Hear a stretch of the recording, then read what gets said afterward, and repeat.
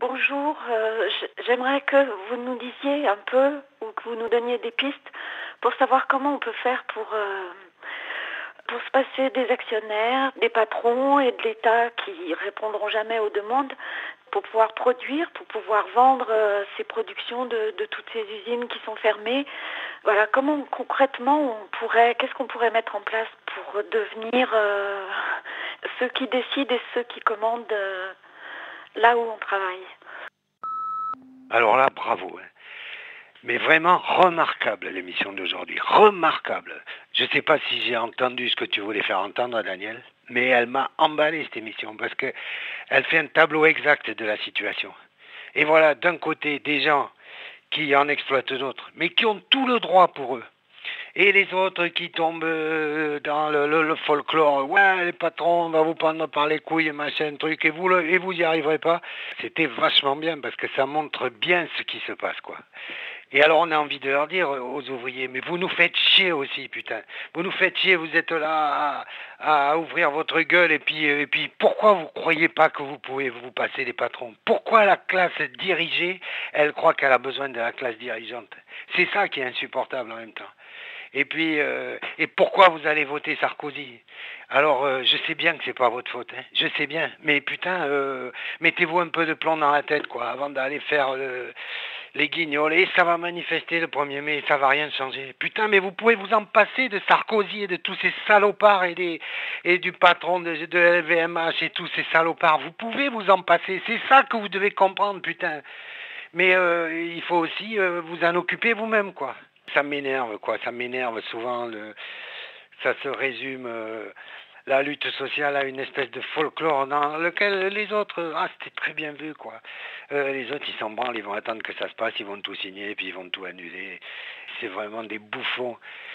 Il faut aller prendre l'Élysée, quoi. Il faut aller prendre les ministères, il faut aller prendre les préfectures, c'est ça, c'est tout, quoi. Et puis il faut leur dire, on n'a pas besoin de vous, il n'y a même pas besoin d'être violent, on vous fout dehors, voilà. Mais on va montrer qu'on sait s'organiser. Et puis la police, si elle sert l'ordre public, elle doit être du côté du peuple, évidemment. Elle ne doit pas être du côté des exploiteurs. Sinon, la police a tort complètement et ces gens-là méritent d'être massacrés quand ils tapent sur le peuple. Voilà ma conviction profonde. Allez, à très bientôt. Salut Quentin de Colmar. Je voulais remercier les chaînes de télévision de nous rappeler d'avoir peur. Peur des jeunes, des cités, des étrangers. Quand je regarde un bon reportage de TF1 ou de M6 sur les violences dans les cités, je suis si content de voir qu'on pense à moi dans la petite lucarne, qu'on me dit tout bas, « Hey, n'oublie pas d'avoir peur des Arabes, ils sont si méchants. » Merci de ne montrer que des policiers qui parlent des jeunes comme des terroristes et que ceux-ci connaissent le chemin de la cellule par cœur vu qu'ils y vont plusieurs fois par semaine depuis qu'ils ont 13 ans. Merci de nous montrer toujours des flics méchants. On oublie si vite qu'ils le sont. Ah vraiment merci, j'avais oublié d'avoir peur. Merci pour cet endoctrinement. Salut. Oui, j'appelais pour juste faire une réflexion sur les séquestrations de patrons. Finalement, c'est un peu comme les gardes à vue, non?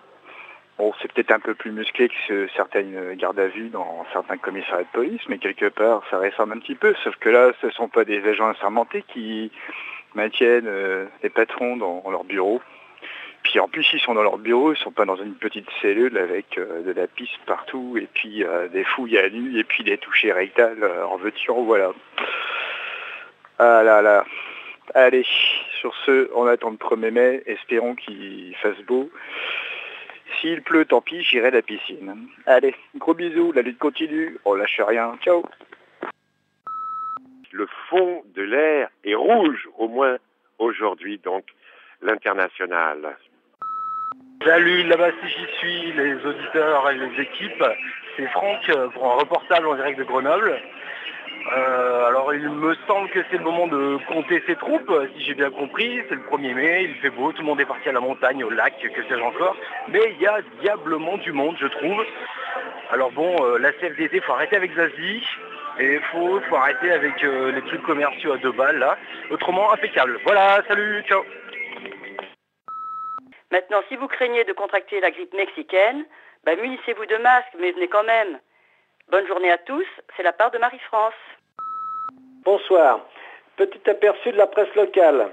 Dans le journal de Saône-et-Loire de mardi, un quart de la première page sur la baisse de la TVA, une demi-page sur un producteur de vin bio avec grosse photo couleur, Et la manifestation sur la défense de l'hôpital public en page 21, après les sports. Comme disait l'autre jour un ouvrier de Gandran, c'est à gerber. Salut à tous, l'heure est grave.